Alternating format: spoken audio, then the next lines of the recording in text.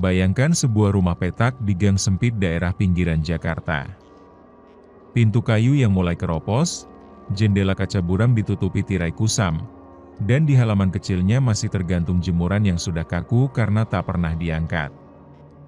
Di rumah itulah, dulu tinggal seorang perempuan muda bernama Sari.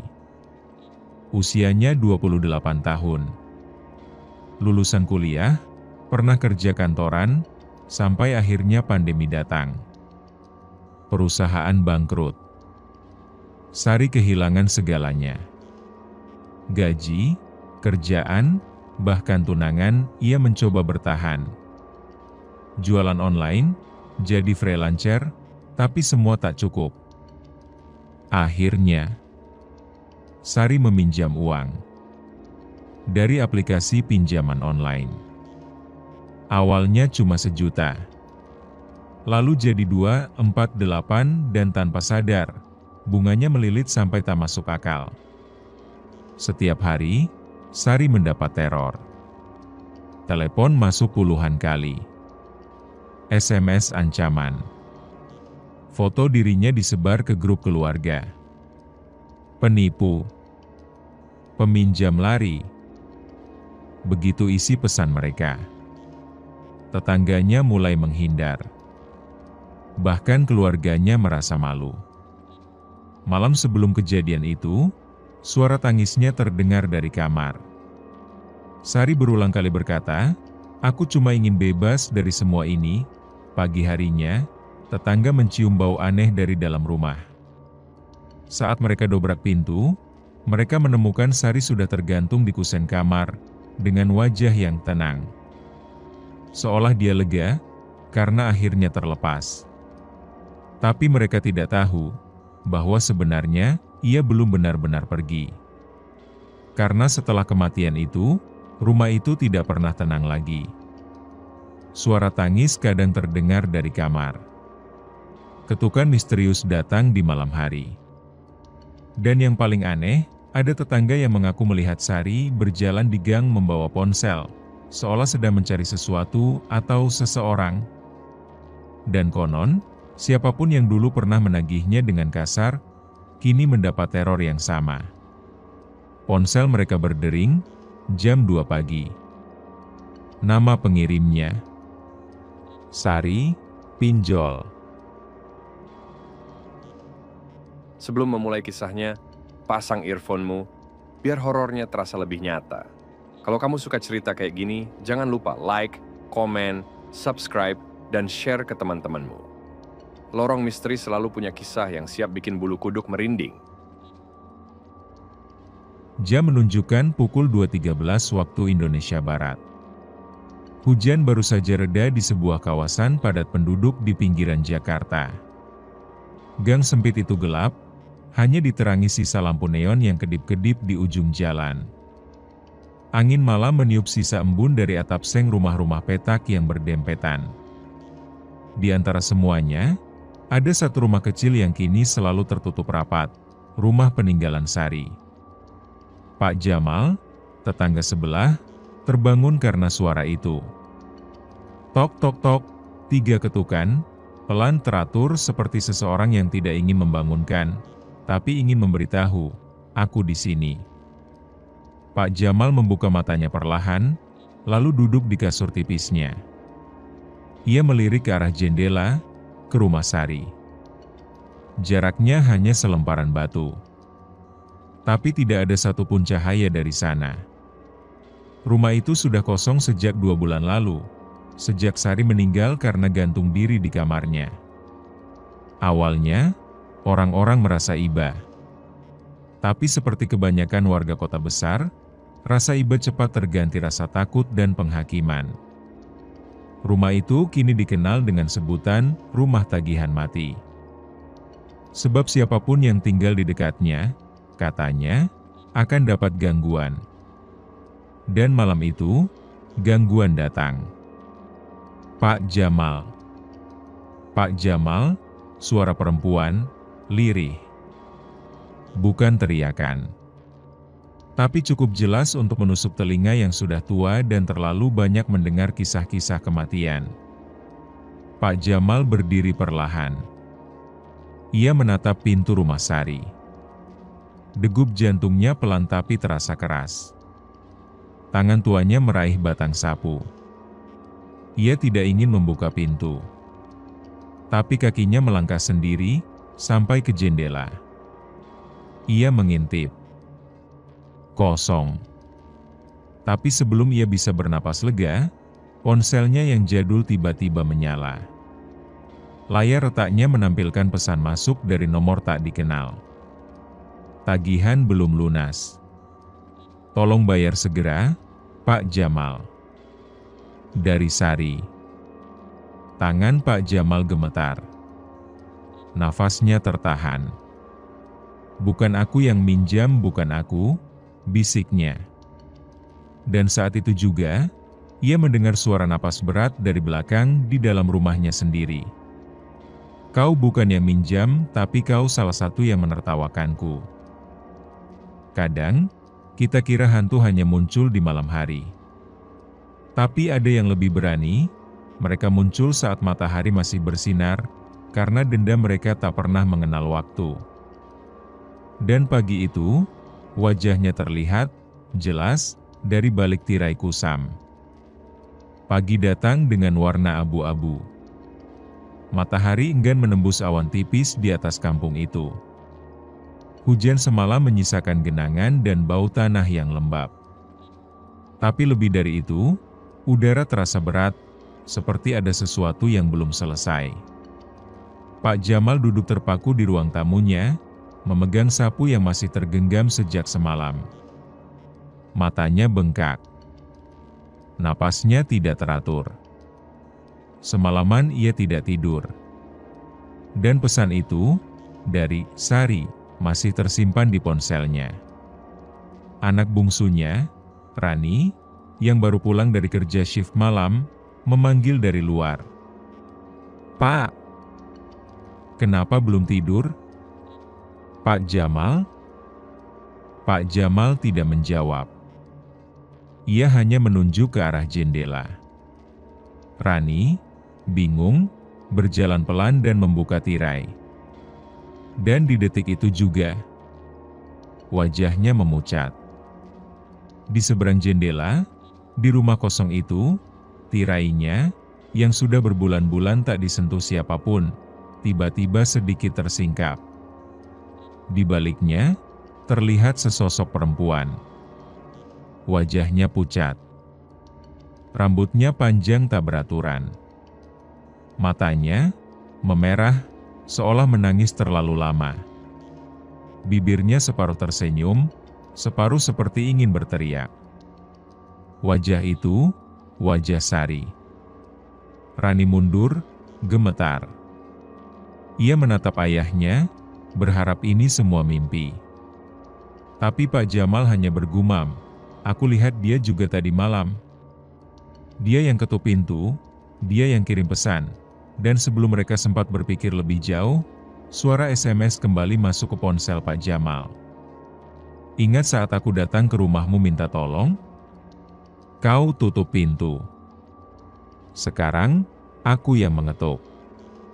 Rani langsung meraih ponsel itu dan membantingnya ke lantai. Ayah, kita harus pergi dari sini. Tapi langkah mereka terhenti. Karena dari dalam rumah kosong itu, dari arah pintu depan, terdengar suara pelan, tok, tok, tok. Diiringi suara bisikan samar, 1, 2, 3. Kau berikutnya yang akan merasa seperti aku. Ada luka yang tak bisa disembuhkan dengan waktu. Ada kata-kata yang hanya bisa disampaikan setelah kematian. Dan kadang, yang menunggu bukan hanya kita, tapi mereka yang sudah tiada, menanti surat terakhirnya dibaca. Siang itu mendung kembali menggantung. Langit Jakarta seperti ikut berduka atas kisah yang belum selesai. Pak Jamal dan Rani memutuskan untuk memberanikan diri mendatangi rumah Sari. Mereka tidak bisa hidup dengan rasa takut yang tak berujung. Dan yang lebih penting, Pak Jamal ingin minta maaf, walau mungkin sudah terlambat. Pintu rumah Sari berderit saat dibuka. Aneh, tidak terkunci. Debu menebal di setiap sudut. Bau lembab menusuk hidung, bercampur dengan aroma busuk samar yang sulit dijelaskan. Bukan bangkai, bukan jamur, tapi seperti sesuatu yang ditinggalkan terlalu lama. Rani menyusuri lorong kecil menuju kamar belakang. Tempat Sari ditemukan tergantung. Ia membuka pintu pelan, dan saat itu, angin dingin seperti menyambut mereka. Tirai jendela berkibar ringan, meski semua jendela tertutup rapat. Di dalam kamar, semua masih seperti dulu. Kasur tipis yang tak dibereskan. Cermin pecah di sudut ruangan. Dan di meja kecil dekat dinding, sebuah amplop usang, kuning termakan waktu. Di atasnya, tertulis nama, untuk siapapun yang masih peduli, tangan Pak Jamal gemetar saat mengambilnya. Surat itu berat. Bukan karena isinya, tapi karena penyesalan yang mulai menyesakkan dadanya, ia membuka surat itu perlahan. Suara kertas bergesekan terdengar sangat keras di keheningan ruangan. Isi surat, namaku Sari. Kalau kalian membaca ini, mungkin aku sudah tidak ada lagi. Aku tidak minta dikasihani. Aku tahu aku salah. Tapi aku juga ingin kalian tahu, tidak ada yang ingin hidup seperti ini. Dikejar, diancam, dipermalukan. Aku pinjam uang bukan untuk foya-foya. Aku lapar. Aku takut. Aku cuma ingin hidup. Tapi yang paling menyakitkan, bukan dari mereka yang aku pinjam uangnya. Tapi dari kalian, tetanggaku, yang menertawakan, yang membisiki orang tuaku dengan cibiran. Aku cuma butuh satu pintu yang terbuka. Tapi semuanya terkunci. Jadi, kalau nanti aku datang lagi, jangan takut. Aku cuma ingin kalian tahu, rasa sakit itu nyata. Dan kalian harus merasakannya juga. Salam terakhir, Sari. Pak Jamal tak bisa menahan air matanya. Surat itu jatuh dari tangannya. Ia terduduk lemas di lantai.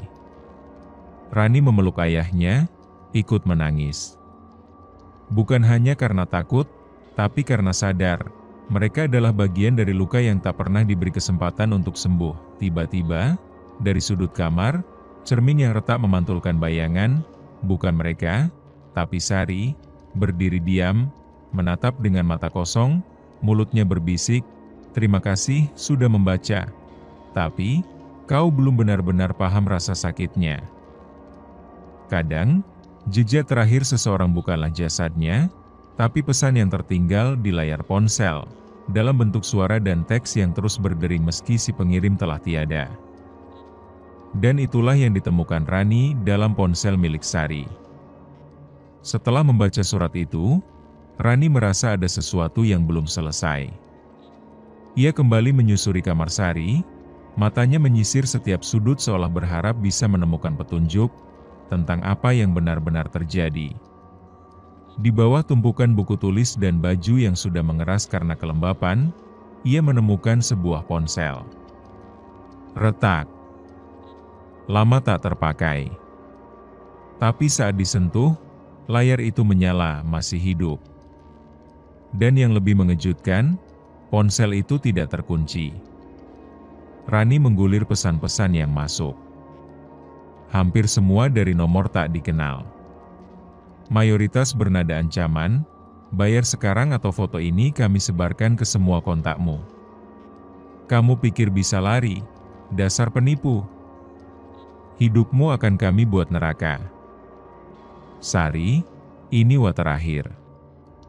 Kalau malam ini nggak dibayar, tunggu aja aibmu kami upload." Rani membaca semuanya dengan gemetar. Nadanya kasar. Tak ada empati. Tak ada belas kasih. Seperti orang-orang itu tidak sadar bahwa mereka sedang menyiksa, bukan menagih. Tapi yang paling menghancurkan hati, adalah satu pesan suara yang disimpan di folder memo.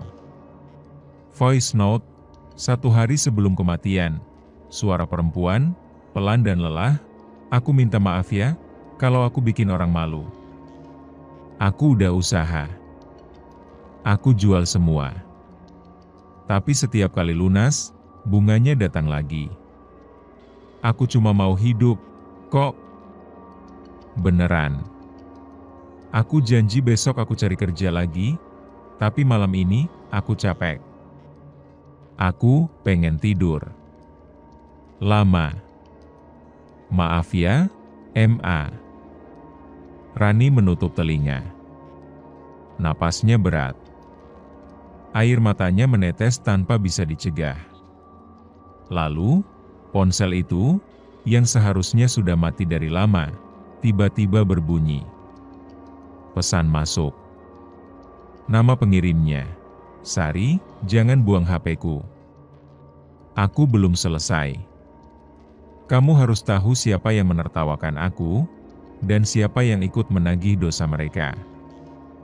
Layar ponsel berkedip. Folder baru muncul sendiri, bernama yang harus membayar. Dan isinya, bukan hanya nama debt collector, tapi juga beberapa tetangga, dan satu nama yang membuat Rani terpaku. Pak Jamal. Ayahnya. Kau pikir hanya yang menagih yang bersalah? Yang diam dan menutup pintu juga, ikut menyiksaku. Dosa paling berbahaya bukan hanya yang kita lakukan, tapi yang kita biarkan terjadi tanpa berkata apapun. Dan malam itu, semua nama itu mulai dipanggil satu persatu. Ponsel itu terus menyala, walau baterainya tinggal 1%. Rani memegangnya erat, seolah benda itu bisa meledak kapan saja. Ia membuka folder yang muncul sendiri, yang harus membayar. Di dalamnya, ada 7 nama. 7 orang. Semua tinggal di sekitar mereka. Dan semuanya, punya hubungan tak langsung dengan kematian Sari. Pak Jamal yang menutup pintu saat Sari datang menangis, minta tolong agar tak diusir dari kontrakan. Bu Lilis, ibu warung yang menyebarkan gosip kalau Sari sengaja menjual diri karena gaya hidupnya terlalu tinggi. Hendra, mantan teman SMA yang menyebarkan foto-foto pribadi Sari ke grup alumni, sambil menulis, minta pinjaman kok sok cantik. Ujang RT yang menolak membantu Sari membuat surat keterangan miskin karena menganggap, orang kaya dia nggak pantas dibantu negara. Murni, tetangga yang pura-pura tidak tahu saat melihat Sari pingsan karena kelaparan. Tika Bayu, pasangan muda yang diam-diam menyewa debt collector untuk mempercepat pengembalian dana yang mereka pinjamkan ke Sari lewat pinjol. Semua nama itu, kini terdaftar. Dan di bawah masing-masing nama, ada satu kata, dijadwalkan. Rani bergidik. Ia menunjukkan ponsel itu ke ayahnya, Pak Jamal. Wajah Pak Jamal pucat. Napasnya tercekat. Dijadwalkan, untuk apa? Bisiknya. Ponsel itu bergetar sendiri. Folder itu menghilang. Tapi kemudian muncul satu file baru, countdown, 06.59 jam digital itu mulai mundur. Detik demi detik, menuju sesuatu. Waktu kalian tinggal sedikit sebelum rasanya berpindah ke kalian. Pak Jamal memandang Rani, matanya berlinang. Dulu, aku pikir, asal bukan aku yang menyakiti, berarti aku bukan pelaku. Tapi ternyata, diamku juga membunuhnya. Rani ingin berbicara, tapi tiba-tiba lampu rumah mereka padam. Dan dari luar jendela, suara langkah kaki terdengar, bukan 1, tapi 7 pasang kaki, datang mendekat. Hantu paling mengerikan bukan yang berdarah atau menampakkan wujud mengerikan, tapi yang membawa cermin, memaksa kita melihat wajah asli kita sendiri. Dan malam itu, 7 orang mulai melihat bayangan mereka sendiri dalam bentuk yang paling jujur, rasa bersalah. Timer di layar ponsel terus menghitung mundur. 06, 21, 37, 06, 21, 36. Rani dan Pak Jamal terkunci dalam keheningan. Tapi di luar sana, di sekitar gang sempit tempat mereka tinggal, sesuatu mulai terjadi. 1. Bu Lilis, mulut yang menjadi pedang, di warung kecil miliknya. Bu Lilis sedang membereskan rak mie instan ketika tiba-tiba radio tuanya menyala sendiri. Tak ada lagu, tak ada siaran. Hanya suara, "Gosipmu membunuhku lebih cepat dari tali yang kuikat. Kau bilang aku murahan, tapi tak pernah kau tanya, kenapa aku begitu putus asa." Lampu warung padam. Cermin kecil di dinding warung memperlihatkan bayangan bukan Bu Lilis, tapi Sari yang berdiri di belakangnya. Mata merah, tangan memegang amplop tagihan. "Bayar giliranmu sekarang," Bu Lilis menjerit. Mulutnya menganga, tapi suara tak keluar. Ia bisu seketika. 2. Hendra like share yang menghancurkan. Hendra, pemuda sok gaul yang selalu update di medsos, menerima DM dari akun anonim. Isinya, foto-foto Sari yang pernah ia sebarkan. Lalu muncul satu video baru, wajahnya sendiri, di dalam kamar, sedang tertawa sambil menunjuk-nunjuk layar ponsel. "Kau rekam aibku. Sekarang, aku rekam ketakutanmu." Lampu kamarnya berkedip. Di belakangnya, monitor laptop menyala sendiri, menampilkan rekaman wajahnya menangis, seolah direkam dari sudut ruangan yang tak pernah ia pasang kamera. Siapa yang rekam ini? Lalu, darah mengalir dari keyboard. 3. Ujang RT, tanda tangan penolakan, di pos ronda. Pak Ujang sedang mengisi laporan warga ketika printer tua tiba-tiba menyala dan mencetak kertas sendiri. 1, 2, 3, semuanya adalah formulir permintaan bantuan dari Sari. Tertulis jelas, ditolak tanpa alasan. Kemudian, secarik amplop muncul entah dari mana. Di dalamnya, hanya sehelai kertas bertuliskan, "Giliranmu ditolak." Tapi kali ini, bukan bantuan yang kau minta, tapi pengampunan. Keringat dingin membanjiri wajahnya. Ia menoleh, dan melihat seseorang duduk di pojok ruangan, menatap kosong. Sari. Timer, 05.48.15. 05.48.14. Di tempat lain, kejadian serupa menimpa Murni, Tika, Bayu dan setiap dari mereka mengalami satu hal yang sama, tagihan. Bukan hanya uang, tapi juga dosa yang belum ditebus. Dan mereka semua, malam itu, mengatakan kalimat yang sama dalam ketakutan mereka.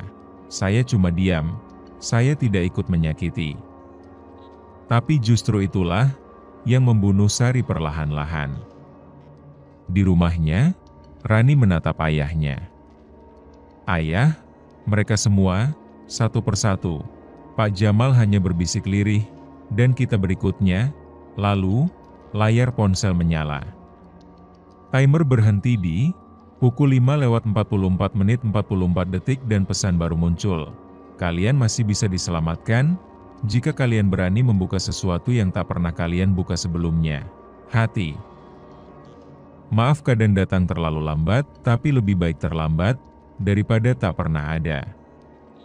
Dan malam itu, dua orang yang dulu menutup hati mereka, memutuskan membuka pintu.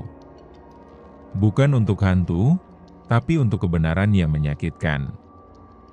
Timer berhenti di angka yang ganjil, pukul 5:44 angka itu terasa simbolis. Seolah Sari memberi kesempatan, bukan untuk lari, tapi untuk memperbaiki. Pak Jamal terduduk diam, matanya basah, menatap lantai rumah yang dingin. "Ayah, kita bisa hentikan ini?" Tanya Rani dengan suara serak. Pak Jamal mengangguk pelan, walau wajahnya penuh keraguan. Kalau kita masih dikasih waktu, mungkin masih ada harapan. Malam itu, mereka berdua memutuskan melakukan sesuatu yang tidak pernah dilakukan siapapun sejak kematian Sari. Mereka mengetuk satu persatu pintu rumah tetangga. Bukan untuk mengusir setan, tapi untuk mengundang mereka datang dan mendengarkan. Di musola kecil yang biasanya sepi, akhirnya terkumpullah beberapa orang. Hendra dengan wajah pucat, Bu Lilis masih belum bisa bicara, Pak Ujang terus memegang kepala sambil merintih ketakutan. Yang lain, datang karena merasa dipanggil oleh sesuatu, entah rasa bersalah, entah ketakutan. Pak Jamal berdiri di depan mereka. Untuk pertama kalinya, ia tak mencoba jadi laki-laki kuat. Ia jadi manusia biasa. Rapuh. Tulus. Saya, Pak Jamal. Dan saya ingin minta maaf bukan hanya karena saya menutup pintu untuk Sari, tapi karena saya diam saat dia berteriak minta tolong. Ia menarik napas berat. Saya pikir, diam saya menyelamatkan harga diri saya. Tapi nyatanya, justru saya ikut membunuh harga dirinya. Semua orang terdiam. Rani membuka ponsel, lalu memutar voice note terakhir dari Sari, yang sebelumnya ia simpan sendiri. Suara Sari kembali terdengar di ruangan itu. Suara yang pelan, patah-patah, tapi menyentuh. Kalau kalian masih dengar suara ini, berarti aku sudah nggak ada. Tapi aku minta satu hal, jangan biarkan orang lain ngalamin kayak aku. Tolong jangan jadi penonton doang. Karena jadi penonton kadang lebih jahat daripada pelaku. Air mata jatuh tanpa bisa ditahan. Bahkan dari mata orang yang selama ini merasa tidak bersalah. Dan saat itu juga, timer di layar ponsel menghilang. Digantikan dengan satu kata, didengar. Lampu musola yang sempat berkedip, menyala terang kembali. Udara jadi hangat. Dan untuk pertama kalinya setelah berminggu-minggu, malam terasa lebih ringan. Di luar, angin bertiup pelan. Dan dari kejauhan, bayangan Sari terlihat berdiri di tikungan gang, tersenyum kecil, sebelum perlahan menghilang, seperti kabut yang akhirnya menemukan jalan pulang. Kematian seharusnya mengakhiri cerita. Tapi kadang, justru itu awal dari bab yang paling menyakitkan. Karena hantu sejati bukan arwah yang gentayangan, tapi kesalahan yang tidak pernah ditebus. Sudah seminggu sejak malam permintaan maaf itu. Kampung yang dulu penuh bisik-bisik dan tatapan sinis mulai berubah. Bu Lilis masih belum bisa bicara, tapi kini ia menulis pesan lewat papan kecil yang selalu ia bawa. Di warungnya, ia mulai menempelkan poster bertuliskan, "Jika kamu butuh makan, ambillah. Tidak usah bayar dulu." Hendra menghapus seluruh media sosialnya. Ia menutup akun, lalu mulai bekerja diam-diam di panti rehabilitasi, membantu para korban kekerasan digital. Pak Ujang akhirnya mengeluarkan dana kas RT untuk membuka pos darurat warga terlilit pinjol. Bukan banyak, tapi cukup untuk membuat orang tidak merasa sendiri. Kampung itu berubah. Rasa takut perlahan digantikan rasa empati. Tapi, Rani masih merasa ada yang belum selesai. Ia kembali membuka ponsel Sari. Folder yang harus membayar memang sudah hilang. Tapi kini muncul folder baru yang tak pernah dicari. Dan di dalamnya hanya ada satu nama. Rani. Tangannya gemetar. Aku? Kenapa aku? Ia membuka file itu. Sebuah video pendek muncul. Rekaman CCTV, Hari terakhir Sari. Sari berdiri di depan rumah Rani, dalam hujan. Mengetuk pintu. Menangis. Tangan memegang amplop besar. Lalu ia terduduk lemas, menunggu. Tapi pintu tidak dibuk. Rani, terlihat jelas dalam rekaman, hanya mengintip dari balik tirai. Takut. Bingung. Lalu, kembali ke kamar. Menutup tirai. Menutup hati. Kamu sahabatku, satu-satunya yang kupercaya. Tapi hari itu, kamu juga pergi. Rani menutup mulutnya. Air mata jatuh deras. Ia berteriak, tapi tak ada suara, hatinya runtuh. Malam itu, Rani berdiri di depan gang. Ia membawa lilin. Tak berkata apa-apa. Hanya duduk, seperti yang dulu dilakukan Sari. Orang-orang melihatnya. Awalnya bingung. Tapi satu persatu, ikut duduk. Membawa lilin masing-masing. Hingga gang kecil itu terang oleh nyala kecil yang menyatukan mereka. Di ujung gang, angin lembut berhembus. Dan samar-samar, terdengar suara Sari. Sekarang kalian dengar. Terima kasih meski telat. Dan akhirnya, kampung itu tahu, hantu tak akan gentayangan jika luka sudah ditangisi bersama. Kesalahan yang dibiarkan hidup, akan melahirkan hantu yang baru. Dan tidak semua orang cukup kuat untuk melawannya. Karena setelah Sari pergi, kampung itu belum sepenuhnya selamat. Ada yang baru. Lebih sunyi.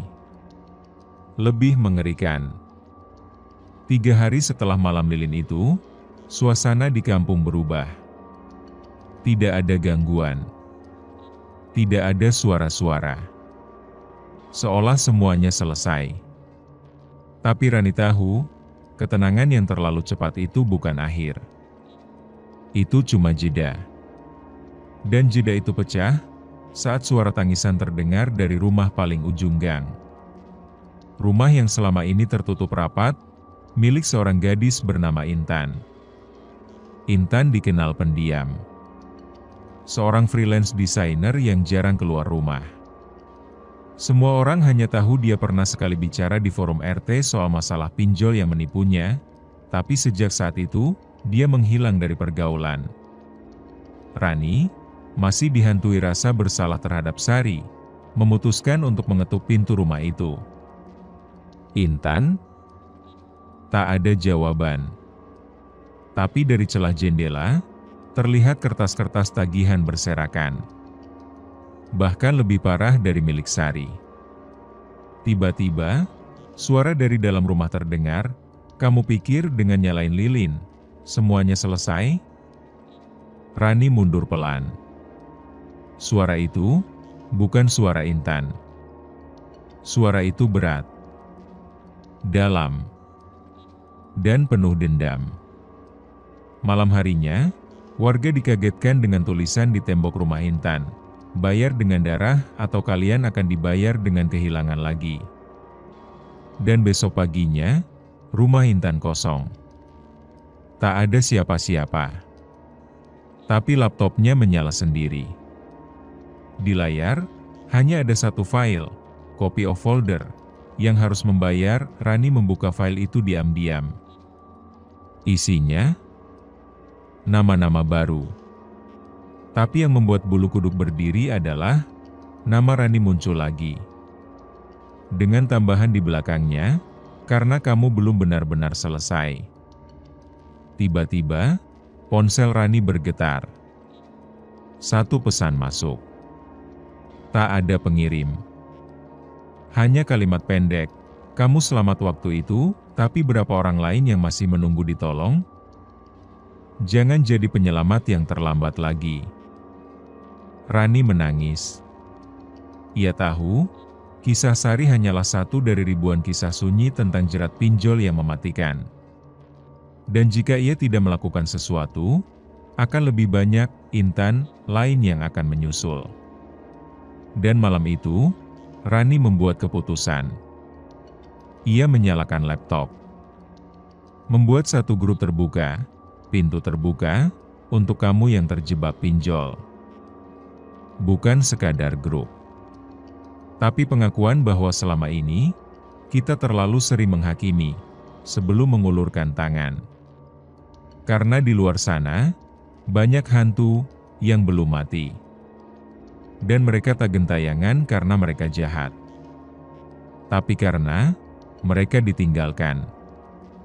Kau bisa berteriak sekencang mungkin, tapi kalau yang lain memilih diam, suaramu akan terkubur seperti bisikan yang tak pernah dianggap. Dan itulah yang dirasakan Intan. Setiap hari. Setiap malam. Sampai akhirnya, ia benar-benar membisu.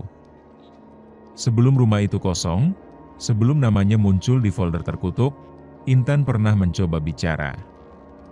Namun, tak satu pun benar-benar mendengar. Karena suara korban pinjol bukan jeritan. Tapi klik senyap saat mengirim data pribadi. Desahan putus asa saat membaca bunga 800% dalam sebulan. Dan tangis pelan di depan layar ATM yang saldo akhirnya nol. Beberapa bulan sebelum Sari meninggal, Intan menerima tawaran lewat iklan digital. Mau pinjam 2 juta? Langsung cair dalam 5 menit. Cukup selfie dan KTP. Gampang. Intan butuh bayar sewa desain yang belum cair. Dalam sekejap, 2 juta masuk. Seminggu kemudian, tagihan 3,4 juta. Lalu, muncul SMS dari nomor asing. Kami tahu rumahmu. Kami tahu keluargamu. Bayar sekarang atau kami sebar fotomu. Intan tertegun. Mereka bahkan mengirim kolase wajahnya dari Instagram, disertai ancaman. Dan benar saja. Dalam seminggu, foto editannya tersebar. Dengan tulisan, desainer murahan, bayar utang pakai tubuh. Ia lapor ke polisi. Ditertawakan. Ia cerita ke grup kerja freelance. Dikeluarkan. Ia bicara ke tetangga. Dibilang wanita kurang ajar. Akhirnya, ia memilih diam. Tapi diam bukan berarti tidak sakit. Dalam jurnal digitalnya yang ditemukan Rani, Intan menulis, "Aku kira, aku kuat. Tapi kuat itu berat kalau tidak ada yang percaya. Kalau semua orang bilang, itu salahmu, meski kamu cuma korban." Satu-satunya yang lebih menakutkan dari penagih utang adalah tatapan orang-orang yang kita kenal. Hari-hari Intan diisi ketakutan.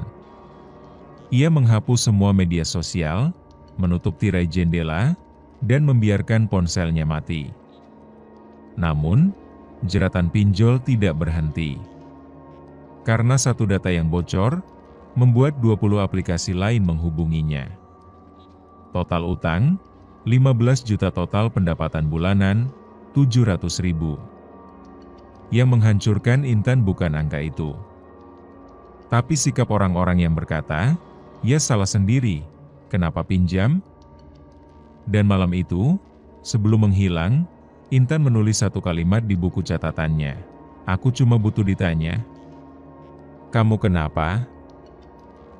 Sebelum aku memilih pergi. Rani membaca semua itu dengan gemetar. Ia tahu, kampungnya bukan satu-satunya tempat seperti ini. Dan di luar sana, banyak Intan yang sedang dalam tahap paling sunyi, tahap sebelum jadi berita viral yang sudah telak ditangisi. Kadang, bukan hantu yang harus ditakuti, tapi manusia yang menganggap penderitaan orang lain sebagai hiburan. Dan di dunia maya, luka bisa viral, tapi belum tentu dipahami. Rani tak ingin kesalahan yang sama terulang. Ia pikir, dengan menyebarkan kisah Intan secara anonim, orang akan peduli, akan tersentuh, akan membantu. Ia membuat sebuah thread di Twitter. Judulnya, Kisah Nyata, Korban Pinjol dari Kampung Kami, yang Hilang Tanpa Jejak. Ia menuliskan semua dengan hati-hati, tanpa menyebut nama. Hanya inisial. Hanya fakta. Hanya harapan bahwa satu suara bisa menyelamatkan suara lain yang hampir padam. Dalam 4 jam, thread itu viral 30.000 retweet. 50.000 like. Media mulai menanyakan siapa penulisnya. Bahkan ada influencer mental health yang repost dengan caption, "Ini bukti kalau kita harus lebih peka." Rani sempat lega. Tapi tidak lama. Karena dalam kolom komentar, hal lain terjadi. Ya namanya juga cewek matre, pengen instan. Biasalah, biar viral pura-pura korban. Naskah horor baru nih, cocok buat film. Pasti pinjem buat beli skincare atau iPhone. Komentar-komentar itu bukan hanya pedas, tapi menampar luka yang belum kering. Beberapa netizen mulai menerka siapa I dalam cerita itu. Ada yang mengirim foto rumah Intan. Ada yang menyebar nama keluarganya. Bahkan ada yang menuduh cerita itu fiktif untuk cari simpati. Satu komentar yang paling menghantam hati Rani, kalau memang segitu depresinya, ya udah, mati aja. Dunia juga nggak rugi. Rani menangis dalam diam. Ia menutup ponsel. Tapi kata-kata itu bergema. Ia tahu, itulah sebabnya banyak korban memilih benar-benar diam.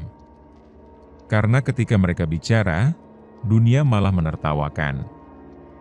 Malam itu, Rani kembali ke musola. Duduk di tempat yang dulu Sari menangis. Ia menatap langit-langit dan berbisik, "Maaf, Sar. Aku pikir dengan bicara, aku bisa bantu." Tapi ternyata dunia belum siap untuk mendengar. Angin berhembus pelan. Dan dari speaker musola yang seharusnya mati, terdengar suara pelan. "Bukan salah kamu. Kamu udah nyalain lilin." Tapi nggak semua orang mau buka mata. Dan di layar ponselnya yang sebelumnya mati, muncul satu pesan dari nomor tak dikenal. "Kalau kamu menyerah, siapa lagi yang akan tetap buka pintu?" Rani sadar, mungkin ini bukan soal satu atau dua cerita.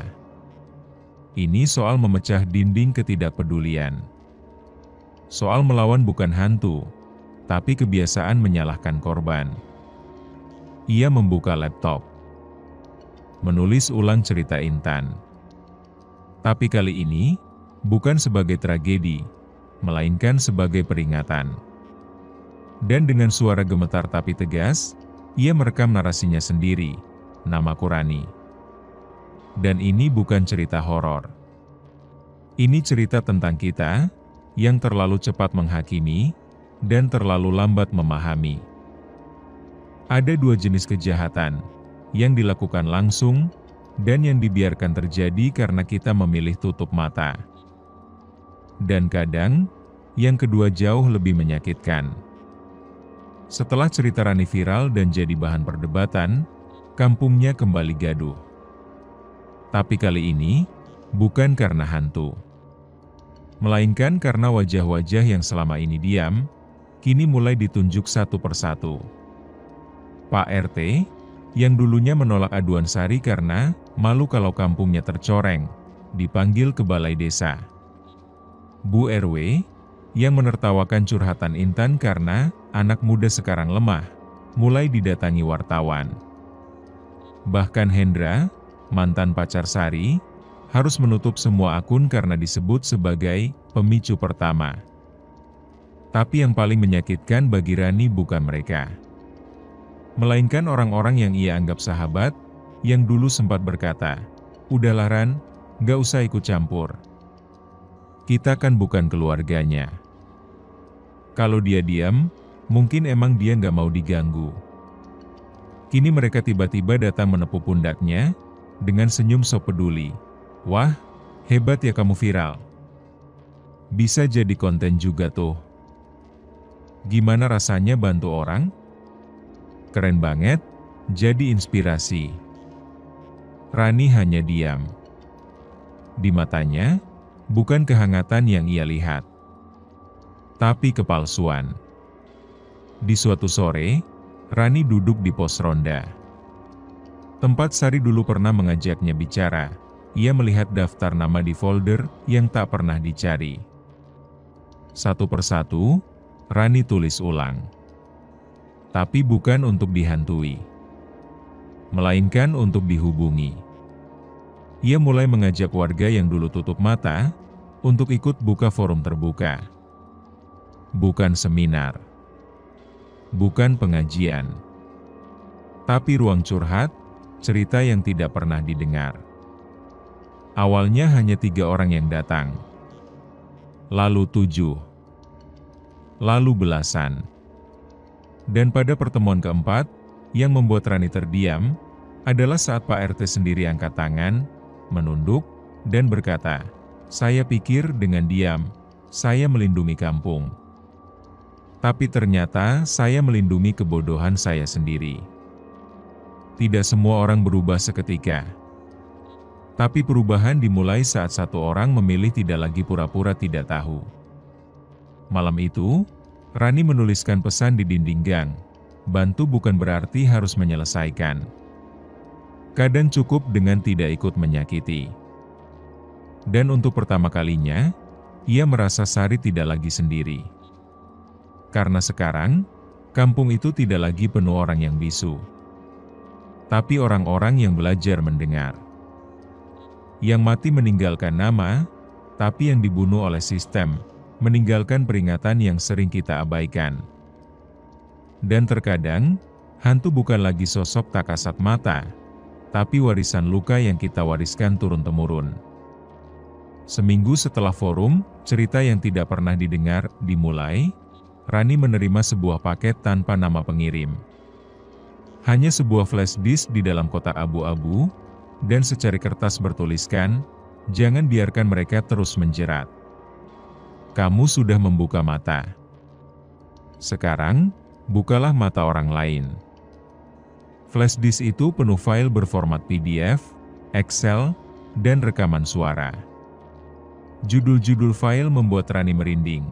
Data pinjol ilegal aktif 2024, cara mereka menyebar data kontak, chat manipulasi AI untuk menakuti korban, daftar nama influencer yang diam-diam dibayar pinjol, dan paling mengejutkan, satu folder dengan nama yang sudah lama tidak terdengar. Intan_backup, dalam salah satu file audio, terdengar suara Intan.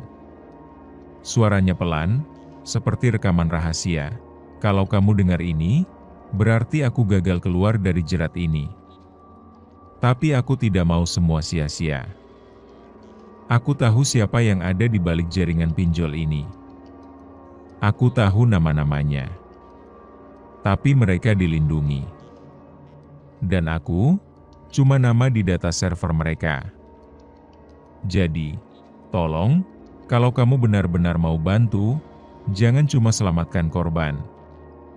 Bongkar sumbernya." Rani menggigil. Ia sadar, ini bukan lagi soal Sari atau Intan. Ini soal sistem predator yang selama ini hidup nyaman dalam bayang-bayang. Bersama teman-teman yang tergabung dalam forum terbuka, Rani mulai menyusun strategi. Mereka menghubungi organisasi bantuan hukum, jurnalis independen, dan komunitas digital anti pinjol ilegal. Pelan-pelan, data yang dulu tersembunyi mulai naik ke permukaan. Ada 200 lebih aplikasi pinjol ilegal aktif tanpa izin OJK. Ratusan korban bunuh diri tidak pernah masuk berita nasional. Banyak influencer diam-diam dipakai untuk promosi soft selling pinjol dengan iming-iming endorse. Satu demi satu, potongan puzzle yang disimpan Intan mulai membentuk wajah yang mengerikan. Dan dalam grup Telegram khusus, Seseorang dengan nama akun Watcher mengirim pesan pendek, "Kamu sudah terlalu dalam. Berhenti, sebelum kamu jadi folder berikutnya." Rani tidak gentar. Ia tahu risikonya. Tapi ia juga tahu, selama kita diam, yang bersalah akan terus kaya, dan yang terjebak akan terus mati dalam sunyi. Malam itu, di forum terbuka, Rani membagikan sebagian data kepada publik. Dan untuk pertama kalinya, media nasional meliput. Headline-nya, "Meninggal karena pinjol, fakta yang disembunyikan selama ini." Dan Sari, Intan, serta ratusan korban lain, tidak lagi sekadar cerita hantu. Mereka kini jadi simbol perlawanan. Musuh yang paling berbahaya, bukan yang terlihat di depan mata, tapi yang bersembunyi di balik layar, menyamar sebagai teman, dan menyerang tanpa suara. Setelah data dari flash disk Intan dipublikasikan, dunia Rani berubah. Bukan jadi lebih aman, tapi justru makin mencekam. Awalnya, akun Instagram miliknya mendadak tidak bisa diakses. Disusul dengan email yang diblokir karena percobaan login dari lokasi tak dikenal, Moskow. Lalu, muncul pesan misterius di WhatsApp dari nomor luar negeri. Rani sempat berpikir untuk berhenti. Tapi ketika ia ingin masuk ke forum, cerita yang tidak pernah didengar, tertulis satu kalimat yang membuat napasnya tercekat, forum ini telah dinonaktifkan atas permintaan hukum. Rani panik. Ia menghubungi salah satu pengacara dari LSM yang mendampinginya. "Ini bukan perintah hukum biasa, Ran," ujar pengacara itu. "Kami menduga ada kekuatan besar di balik semua ini. Mereka pakai jalur abu-abu. Bukan resmi, tapi mematikan. Dalam semalam, semua data digital mereka dihapus. Rekaman audio Intan hilang. Dokumen PDF korup. Akun Telegram diblokir permanen." Dan yang lebih mengejutkan, salah satu anggota forum yang bernama Dimas, mahasiswa IT, menghilang tanpa kabar. Terakhir terlihat mengirimkan pesan, "Kalau aku nggak bisa dihubungi lagi, teruskan. Jangan takut." Ketakutan mulai menyelimuti semua orang. Rani kembali diserang keraguan. Tapi malam itu, ketika membuka laci meja kerjanya, ia menemukan sesuatu yang membuatnya kembali berdiri. Foto Intan, tertulis tangan, "Kalau kamu baca ini, berarti kamu tetap bertahan. Teruskan. Aku dulu sendiri. Sekarang kamu tidak." Rani pun mengambil langkah berbeda. Ia mulai menyebarkan data melalui flash disk visi ke jaringan aktivis kampus, relawan, dan jurnalis radio lokal. Cara lama, tapi lebih aman. Di antara ketakutan dan tekanan, satu hal yang membuat Rani tetap berjalan adalah keyakinan. Ketika kamu lawan hantu, kamu perlu keberanian. Tapi saat lawan manusia tak bermoral yang menyamar sebagai sistem, kamu butuh lebih dari itu. Kamu butuh teman. Dan di tengah ancaman, satu sinyal datang dari kota lain. Seorang jurnalis senior dari media independen mengirim pesan, "Saya percaya cerita kamu. Temui saya. Kita bawa ini ke atas." Rani tahu, mereka belum menang. Tapi kini, mereka tak lagi sendirian. Dan di layar laptop yang baru dibelinya, dengan sistem keamanan ganda, ia menuliskan babak berikutnya, "Ancaman bisa menutup forum, tapi tidak bisa mematikan kebenaran yang sudah menyala." Di negeri ini, keadilan bisa dibeli, tapi luka rakyat kecil selalu dibayar lunas, dengan penderitaan. Dan ketika setan punya surat izin, siapa yang masih bisa membedakan mana penjahat, mana penguasa? Rani tahu langkah ini berisiko. Tapi ia dan timnya sudah punya cukup bukti. beberapa aplikasi pinjol yang resmi dan terdaftar di OJK ternyata tetap bermain di ranah ilegal. Mereka memanfaatkan celah hukum, menjual data ke pihak ketiga, menggunakan debt collector tak bersertifikat, dan menyamar sebagai pinjol baru melalui afiliasi gelap. Dengan didampingi pengacara dari LSM, Rani resmi melayangkan gugatan hukum terhadap 3 nama besar. Media pun mulai melirik, sebagian menyorot dengan judul sensasional. Anak muda tantang raksasa pinjol, berani lawan mafia digital? Namun seperti yang bisa ditebak, bukan dukungan yang datang pertama. Justru ancaman makin nyata. Suatu malam, rumah kontrakan Rani dilempari batu. Jendela pecah. Di salah satu batu, tertulis, "Berhenti, atau kamu menyusul temanmu yang hilang." Ayah Rani, yang selama ini tak terlalu paham apa yang dilakukan anaknya, akhirnya menangis untuk pertama kalinya. "Nak, ayah bangga. Tapi tolong jangan korbankan nyawamu." Rani memeluk ayahnya. Dan dengan suara bergetar tapi mantap, ia berkata, "Kalau aku berhenti, itu bukan menyelamatkan kita. Itu membiarkan mereka menyakiti anak orang lain lagi." Persidangan dimulai. Tapi yang mereka hadapi bukan hanya pengacara perusahaan, tapi barisan saksi palsu, dokumen yang dimanipulasi, dan media yang disuap untuk membalikkan narasi. Salah satu jurnalis bahkan berkata jujur kepada Rani, mereka bukan perusahaan biasa. Di belakang mereka ada politisi, pengusaha besar, bahkan oknum aparat. Kamu harus siap kalah secara sistem, tapi menang di hati publik. Dan benar saja, putusan awal sidang menyatakan gugatan ditolak karena bukti tidak valid secara teknis. Tapi publik sudah terlanjur tahu. Video Rani saat bersaksi di pengadilan viral, ini bukan soal legalitas. Ini soal kemanusiaan yang dihancurkan oleh izin yang dibeli dengan uang. Komentar membanjiri, "Gue dulu korban juga. Tapi nggak pernah bisa bicara kayak dia. Kalah dihukum, tapi menang di hati. Hormat, Mbak Rani." Akhirnya ada yang berani lawan Goliat. Rani duduk di halte malam itu, lelah, dengan luka kecil di pelipis akibat lemparan batu semalam. Tapi ketika ia membuka ponsel, satu notifikasi muncul, "Kami dari Komnas HAM ingin berdiskusi soal kasus ini."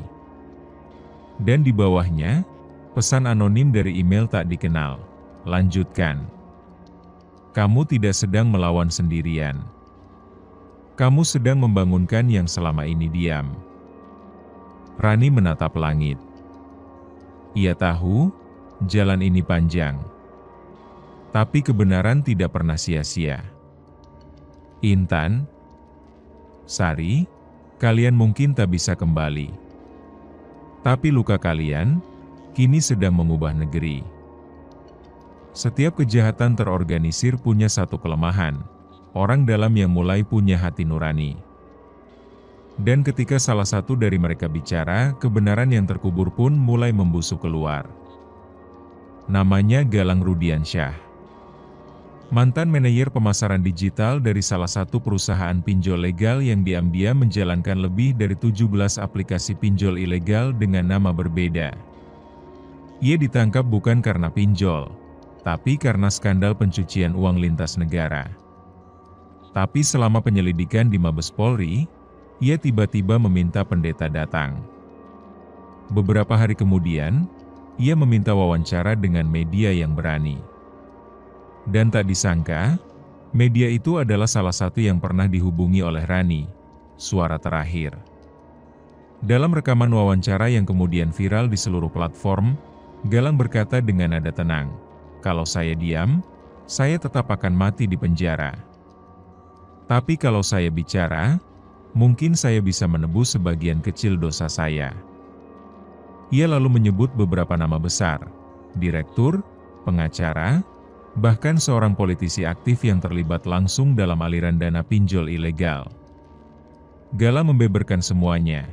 Bagaimana skema ghost loan bekerja, bagaimana debt collector dikontrak dari grup mantan napi, hingga bagaimana mereka membeli izin dengan cara memanipulasi data peminjam agar lolos audit OJK. Kami tidak hanya memberikan utang. Kami mendesain penderitaan. Biar orang terus merasa butuh dan takut. Karena rasa takut, lebih menguntungkan daripada bunga pinjaman. Rani menonton video itu di kamarnya, sambil menggenggam lembar surat panggilan baru dari Komnas HAM. Satu kalimat Galang membuatnya tak kuasa menahan air mata. Aku ingat satu nama, Intan Ayuning Tias. Dia salah satu korban yang paling kami perhatikan. Karena dia nyaris bisa membongkar semuanya. Tapi, kami buat dia menyerah. Dan itu dosa yang membuatku terbangun setiap malam. Video pengakuan Galang jadi bom waktu. Media besar akhirnya angkat bicara. Beberapa LSM yang selama ini dia mulai aktif bersuara. Dan masyarakat yang dulu menganggap korban pinjol salah sendiri, mulai melihat sisi lain. Komentar membanjiri timeline Rani, gue dulu hampir jadi kayak Intan. Tapi sekarang gue ngerti, ini bukan soal malas atau konsumtif. Rani, kamu pahlawan zaman ini. Bunuh diri karena pinjol itu nyata. Kita wajib stop nertawain penderitaan orang. Dan malam itu, untuk pertama kalinya, foto Sari, Intan, dan korban-korban lain dijadikan simbol dalam aksi damai bertajuk Suara yang Tercekik di Jalan Sudirman, Jakarta. Ribuan lilin dinyalakan. Di antara keramaian itu, Rani berdiri, membawa satu poster sederhana. Bukan karena mereka lemah, tapi karena kita terlalu lama membiarkan sistem kuat menyakiti yang sendiri. Dari balik jeruji, Galang masih menulis. Dan rumor menyebar, ia bersedia menjadi saksi utama jika kasus ini masuk ranah Mahkamah Konstitusi. Rani tahu, ini bukan akhir. Tapi ia juga tahu, kadang, suara kebenaran muncul dari mulut yang paling berdosa. Dan justru karena itu, ia lebih didengar. Di negeri yang mengaku hukum sebagai panglima, suara rakyat masih harus dibayar dengan air mata. Dan ketika keadilan dijual mahal, siapa yang sanggup menebusnya selain nyawa-nyawa yang sudah hilang? Meski pengakuan Galang mengguncang, dan media mulai berani bersuara, Rani segera sadar, proses hukum tidak bergerak secepat kebenaran. Berita yang viral hari ini, bisa ditenggelamkan esok hari dengan isu receh. Selebriti cerai, pejabat tersandung skandal korupsi kecil yang sengaja dibesar-besarkan. Rani duduk di ruang tunggu Komnas HAM, memandangi wajah-wajah korban yang kini terpampang dalam satu mural digital. Sari, Intan, Rio, Maulana, dan puluhan lainnya. Semua tewas dengan label yang sama, bunuh diri karena gagal bayar pinjol. Padahal, mereka dibunuh pelan-pelan oleh sistem. Dalam pertemuan tertutup, salah satu komisioner HAM berkata, "Apa yang kamu lakukan luar biasa, Rani. Tapi kamu harus tahu, ketika korporasi terlibat, keadilan jadi negosiasi. Mereka punya kuasa, kita hanya punya suara. Kami akan perjuangkan ini. Tapi kamu harus siap ini bisa makan waktu bertahun-tahun." Rani menunduk. Lelah. Tapi tidak patah. Kalau waktu adalah harga dari keadilan, saya rela bayar. Asal jangan ada yang harus bayar dengan nyawa lagi. Namun ancaman tetap datang. Beberapa aktivis yang mendukung gerakan Suara yang Tercekik mulai mendapatkan panggilan hukum atas tuduhan pencemaran nama baik. Galang, yang kini disebut whistleblower, dipindahkan ke lokasi tahanan yang tidak diberitahu ke publik. Rani menerima pesan dari jurnalis yang menghilang selama beberapa hari. Hati-hati. Ada upaya membungkam kamu. Bahkan lewat cara yang legal. Di titik ini, Rani mulai sadar satu hal penting. Keadilan itu bukan cuma menang di pengadilan. Tapi ketika kebenaran tidak lagi ditertawakan. Ketika korban tidak lagi disalahkan. Ketika masyarakat sadar sistem ini harus dibenahi bersama. Maka, Rani dan komunitasnya mengubah arah perjuangan. Dari jalur hukum, menjadi jalur edukasi. Mereka buat dokumenter, podcast, sekolah daring anti pinjol ilegal. Mereka masuk ke kampus, pesantren, komunitas ibu-ibu rumah tangga. Dan perlahan, sesuatu berubah. Anak muda mulai berhenti menganggap pinjol sebagai solusi instan. Iklan-iklan manipulatif mulai diblokir oleh netizen sendiri. Dan, yang paling mengejutkan, OJK akhirnya membentuk tim investigasi khusus pinjol bayangan. Tapi tetap, suara hati Rani bergema malam itu, saat ia menuliskan diari digitalnya. Aku tidak yakin kapan keadilan benar-benar datang. Tapi aku tahu, aku sudah tidak sendiri. Dan mungkin, itu yang dibutuhkan agar dunia ini berubah. Keadilan mungkin tak murah. Tapi ketika kita mau membayar harga bersama, tidak ada sistem yang terlalu kuat untuk diruntuhkan. Dalam setiap tragedi, selalu ada satu nama yang menghilang, bukan karena mati, tapi karena memilih diam untuk bertahan. Dan ketika suara yang hilang itu kembali, seluruh kebenaran bisa berubah arah. Malam itu hujan turun tipis, seperti bias kenangan yang pelan-pelan mengetuk jendela. Rani baru saja selesai memberi webinar edukasi bahaya pinjol di sebuah komunitas ibu-ibu muda. Saat membuka email, satu pesan tanpa subjek masuk. Alamat pengirimannya tidak dikenal. Isinya hanya satu file audio, berjudul, "Maaf, aku tidak mati." Jantung Rani berdetak cepat. Ia menekan tombol play. Kalau kamu mendengar ini, berarti aku sudah berani bicara. Namaku Intan Ayuning Tias. Aku korban pinjol. Tapi, aku tidak bunuh diri. Suara itu, lemah, serak, namun tak asing. Rani gemetar. Matanya mulai basah. Waktu itu aku memang berdiri di atap gedung itu. Siap loncat. Tapi ada seseorang yang menyelamatkanku. Seorang perempuan tua, dia cuma bilang, "Kamu belum selesai di dunia ini." Setelah itu, aku menghilang. Aku tahu kalau aku kembali, mereka akan kejar aku. Karena aku tahu terlalu banyak. Aku tahu siapa yang mengatur. Aku tahu siapa yang menyuruh. Sari dibungkam. Rani menahan napas. Nama Sari disebut. Ya, Sari tidak bunuh diri. Dia dibunuh. Karena dia mulai menggali data internal.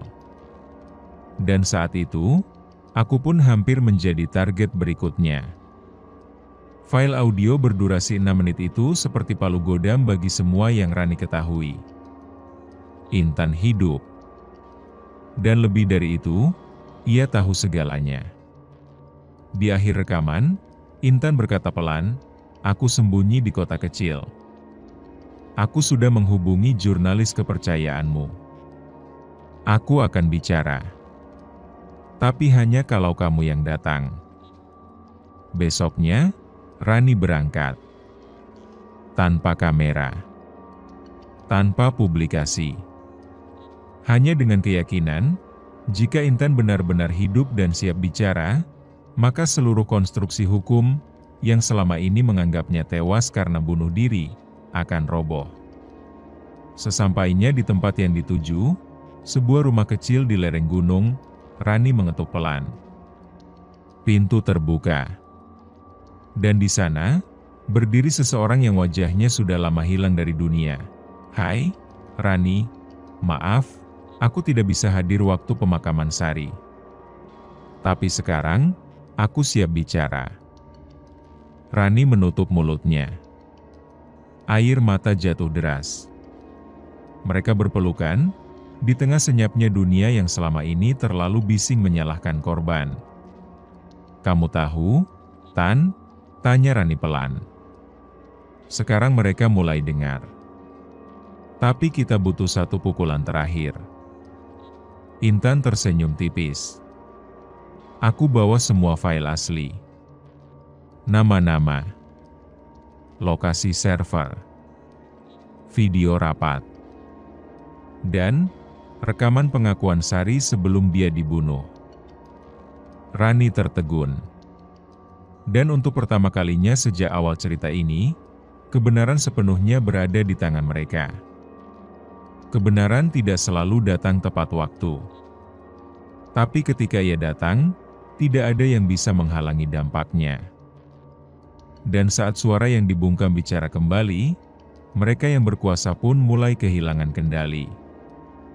Malam itu, di ruang kecil yang disulap menjadi tempat persembunyian, Rani dan Intan duduk di hadapan sebuah laptop tua yang menyimpan file bernama Sari Terakhir MP4. Tangan Rani gemetar saat menekan tombol play. Layar menyala. Sari, dengan wajah pucat dan mata sembab, menatap langsung ke kamera. "Kalau video ini ditemukan, berarti aku gagal melarikan diri. Tapi tolong, jangan biarkan aku mati sia-sia. Aku bukan satu-satunya korban. Kami bukan gagal bayar. Kami disiksa, didorong, dan ditelanjangi harga dirinya oleh sistem yang dibuat untuk menjebak." Sari kemudian menunjukkan tumpukan dokumen, rekaman suara, hingga tangkapan layar percakapan internal antara manajer dan bos besar dari salah satu pinjol ilegal, yang ternyata juga terhubung ke perusahaan induk legal yang terdaftar di OJK. Salah satu suara dalam rekaman terdengar jelas, "Jangan kasih nafas. Kalau mereka bisa jual motor, jual. Kalau perlu, ancam pakai foto anaknya. Target stres, target lunas. Simple." Sari memandang kamera lagi, kali ini dengan suara lebih tegas, "Aku tahu siapa yang mengatur semua ini. Ada politisi. Ada pejabat. Ada artis yang dipakai jadi iklan. Mereka semua bagian dari lingkaran ini. Satu nama disebut. Seorang pejabat publik yang sangat terkenal, yang kerap muncul mengkampanyekan literasi keuangan di televisi. Dia yang lindungi data server mereka. Dia yang atur bagaimana aplikasi ilegal bisa hidup di balik izin legal." Video berdurasi 21 menit itu berakhir dengan pesan terakhir yang menampar batin Rani dan Intan. "Aku nggak tahu kapan ini ditemukan. Tapi kalau kamu yang menonton, Rani, maaf, aku nggak sempat pamit. Tapi tolong, jangan berhenti. Karena selama kamu bicara, aku belum sepenuhnya mati." Rani terisak. Bahkan Intan, yang selama ini tampak kuat, akhirnya menangis dalam diam. Hari itu juga, video Sari dipublikasikan secara terjadwal dan terenkripsi melalui lebih dari 100 kanal milik komunitas, aktivis, dan jurnalis yang terlibat. Video itu meledak. Dalam 12 jam, rekaman Sari menjadi trending 1 di seluruh Indonesia. Media nasional akhirnya tidak bisa diam lagi. Komnas HAM mengeluarkan pernyataan terbuka. Beberapa lembaga bantuan hukum menyatakan siap mendampingi keluarga korban lain untuk gugatan class action.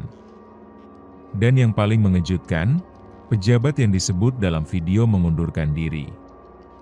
"Sari, kamu menang," bisik Rani sambil menatap langit. "Kamu bicara dari balik kematian, dan suaramu lebih kuat dari segala bentuk kekuasaan. Intan menimpali pelan, tinggal satu langkah lagi, Ran. Kita buka semuanya. Kita robek selimut busuk yang selama ini menutupi aib sistem ini.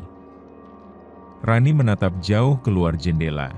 Mari kita akhiri cerita ini dengan keadilan yang benar-benar lahir dari luka. Beberapa luka tak bisa sembuh. Tapi dari sanalah, perubahan seringkali lahir. Dan kadang yang paling berani bukan mereka yang menang. Tapi mereka yang memilih berdiri di tengah ketakutan, hanya untuk menyuarakan kebenaran. 1 bulan setelah rekaman Sari mengguncang seluruh negeri, langit Jakarta masih tampak sama, penuh polusi, hiruk-pikuk, dan wajah-wajah yang nyaris kehilangan harapan. Tapi di antara semuanya, ada percikan kecil yang berubah menjadi api. Rani dan Intan, kini bukan lagi sekadar korban dan aktivis. Mereka jadi simbol perlawanan terhadap sistem busuk yang selama ini memiskinkan rakyat dengan cara yang paling licik, lewat utang dan ketakutan. Komunitas suara yang tercekik menjelma jadi gerakan nasional. Ribuan orang yang pernah bungkam, kini mulai bicara. Ada yang mengaku pernah hampir bunuh diri, ada yang kehilangan saudara karena penagihan brutal, ada pula yang pernah bekerja sebagai penagih, dan akhirnya berhenti karena tak tahan melihat penderitaan orang. Puncaknya terjadi pada tanggal 21 Juni, Parade Diam Nasional. Seluruh peserta, dari Sabang sampai Merauke, berpakaian hitam, membawa 1 lilin, dan 1 tulisan, "Aku bukan pemalas. Aku korban sistem." Di Jakarta, di depan gedung Mahkamah Konstitusi, Rani dan Intan berdiri di podium. Di hadapan kamera nasional dan internasional, Rani bicara dengan suara lantang, "Negeri ini tak butuh belas kasihan. Kami butuh keadilan. Hentikan normalisasi bunuh diri karena utang. Hentikan menyalahkan mereka yang dijerat sistem. Kami bukan minta dikasihani. Kami minta sistem ini diubah." Akhirnya, desakan rakyat memaksa pemerintah menyetujui revisi Undang-Undang Perlindungan Konsumen dan UU ITE. Regulasi baru lahir, semua pinjol ilegal wajib ditutup tanpa syarat. Semua korban yang terdata tidak bisa dipidana karena utang ilegal. Semua penagih yang menyebar data pribadi kini dianggap pelaku kejahatan. Di rumah kecilnya, Rani duduk bersama Intan menatap layar laptop.